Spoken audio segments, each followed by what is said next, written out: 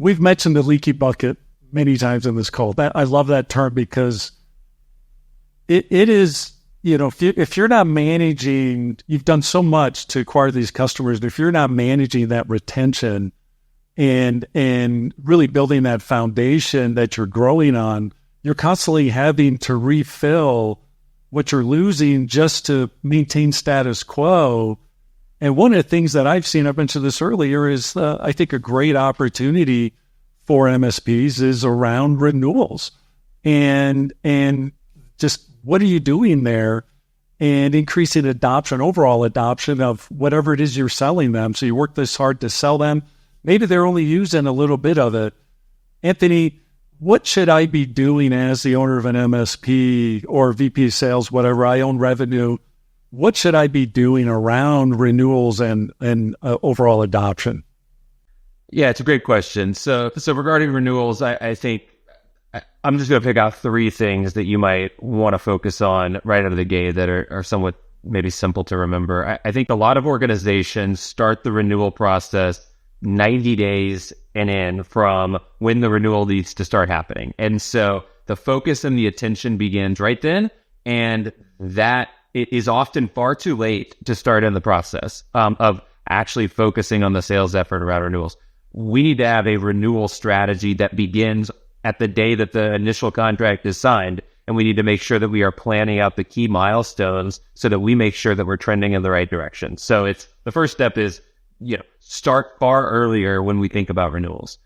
The second piece is we often assume that the sales process ends when we've sold the deal. And not everybody in our organization needs to be a salesperson, and in some cases they feel uncomfortable playing that role. But we need to let everybody in the organization culturally believe and buy into this concept of we are constantly selling the value of our service to everybody we're interacting with at all touch points that we have. And so that means asking a few additional questions about how you're using it, and be genuinely curious in not just the usage and the adoption of our technology, but why they are and are not using it, and what else they're trying to get out of it. Because we often find there's little workarounds they've designed into our process or our technology that we weren't even aware of, but those could become barriers to renewal down the line if somebody else can solve that. And the third one's maybe a little bit more tactical, but I see this too often, which is our QBRs or our regular touch points where we're reporting out on status are very focused on, let's tell you everything great that we've done, and let us report the weather as to this is what's happening right now.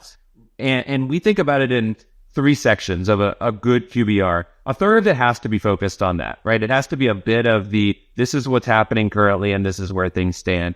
Another section of it should be, we should know that client well enough that we can provide insights from other clients that are, hey, here's some best practices and some things that other organizations are doing, whether it's related to our service or not, that we think would be valuable for you to discuss. And then the third piece of it should be new ideas, new solutions, new things that they could be doing with us. So we have tell them what they did, we have bring them some value above and beyond the service that we're providing, and then we have let's explore some additional opportunities for them expanding that relationship. And if we break that up into those buckets, I think we are setting the stage at every formal touch point to be well positioned for a renewal.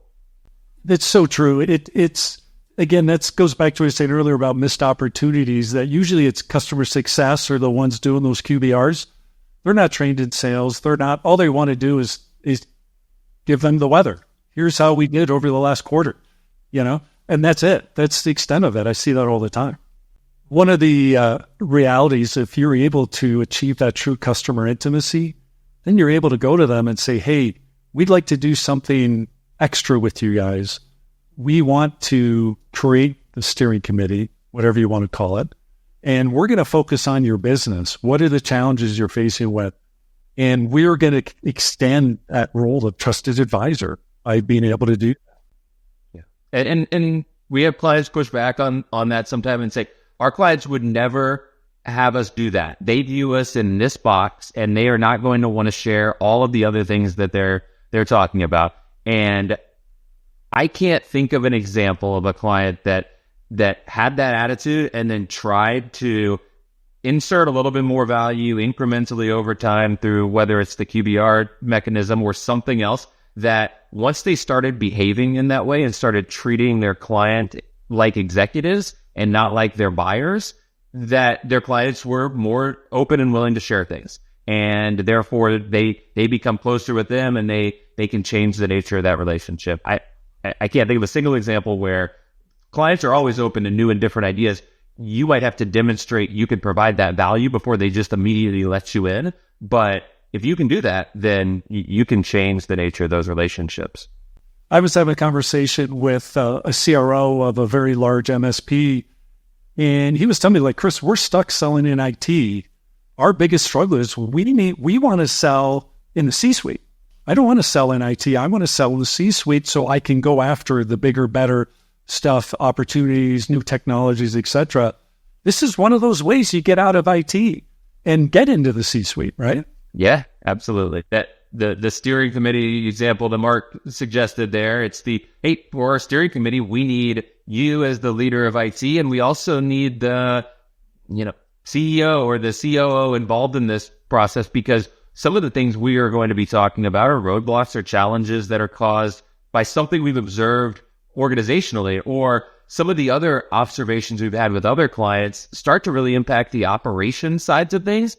And so I think it would be helpful for us to share some of those so that at least you're not on an island, Mr. or Mrs. VP of IT or CIO. We can present some ideas to a group for you all to discuss and talk through. And we're adding value just by teeing up topics for them to take and discuss offline. And that gets you exposure, access, and positions you not as the IT vendor, but as somebody that cares about solving that organization's problem of which the IT sits inside of. We're not stating it, Chris, but if people are listening, they might be wondering, well, that all sounds great, but I don't have the right people that can do those things. Well, guess what? Enablement and equipping the team is a key part of this, right?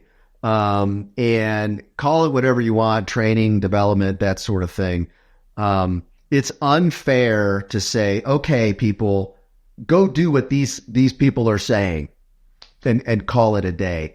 There is a level of, give them what they need to get started to be able to do it. People are going to need to maybe practice and role play some of their talk tracks and things, because it is a different selling motion, different messaging, and we're talking to different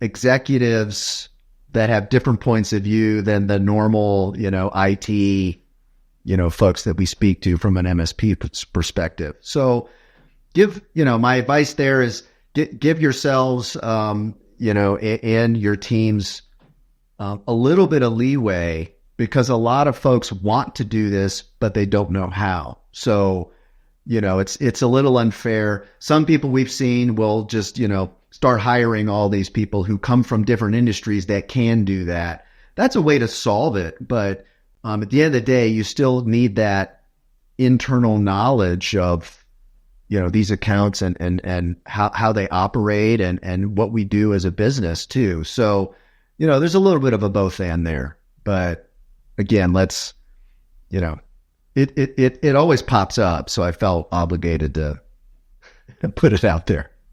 Oh, that's a good ad, because ultimately it's all about your people. I mean, you probably see it too. And when you all say, hey, here's a great brand new shiny CRM system, it's great. But if people don't adopt it for whatever reason, right? Then, I think you mentioned that earlier, right? So, I know some people don't like to spend, I shouldn't say that, but, to invest in their people, to give them, a handful of months to get equipped to do these things in new ways, kind of need to.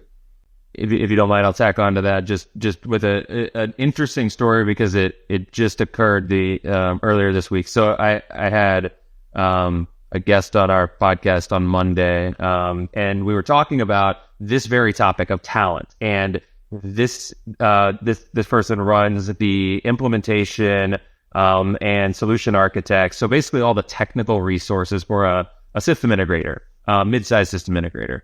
And he had this realization recently where he says, "Hey, I know we're experts at implementing this business process, and we can kind of do it across all industries." And he's like, "My people struggle once they get outside of their comfort zone of the process that they're talking about."